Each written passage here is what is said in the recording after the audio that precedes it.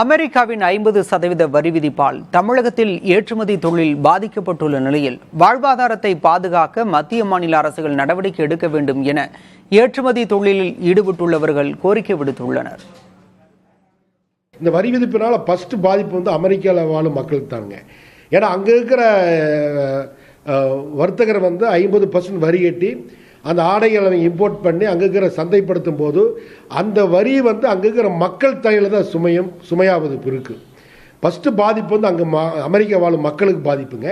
அடுத்தபடியாக வந்து இந்தியாவுக்கு அது திருப்பூருக்கு வரும் ஆர்டர்கள் வந்து குறைவான ஆர்டர் வரக்கூடிய வாய்ப்பு கம்மிங்க. இப்போ கையில் இருக்கிற ஆர்டர் எங்களுக்கு வந்து அது பெரிய நஷ்டத்தை ஏற்படுத்தினாலும் அது வந்து எங்களுக்கு வந்து அது நாங்கள் அதை கடந்து போவதற்கு ஒரு ஆண்டுகள் ஆகிடுது.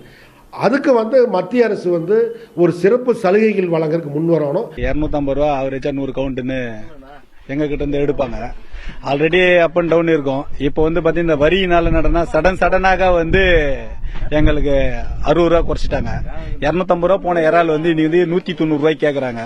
சரி, மேலும் இன்னும் விலை வந்து ரொம்ப குறைப்பாங்களோ என்ற அச்சத்தில் தான் இன்னைக்கு கூட நாங்க வந்து இந்த இறால வந்து பிடிக்க வேண்டிய சூழ்நிலை ஏற்பட்டது. இல்ல கேட்டி இன்னமும் இந்த இறால வந்து இன்னும் ஒரு 10 நாள் 20 நாள் எக்ஸ்ட்ரா கூட்டு போனா இன்னும் ஒரு 10 ரூபா எக்ஸ்ட்ரா கிடைக்கிற அமௌண்ட்டே வந்து இப்ப லாஸ் ஆகுறதுனால நாங்க பிடிக்க வேண்டிய சூழ்நிலை ஏற்பட்டது. ரா மெட்டீரியலுக்கு வந்து 12% இம்போர்ட் டியூட்டி போட்டிருக்காங்க. அது வந்து லாஸ்ட் இயர் 5% போட்டிருந்தாங்க, 12% இந்த வருஷம் போட்டிருக்காங்க. இப்போ ரா மெட்டீரியல்ஸ் வந்து நீங்கள் அந்த இம்போர்ட் டியூட்டி எடுத்து விட்டால் நமக்கு கொஞ்சம் ஃபண்ட் ஃப்ளோ பெட்டராக இருக்கும், ஒர்க்கிங் மார்ஜின்ஸ் பெட்டராக இருக்கும்.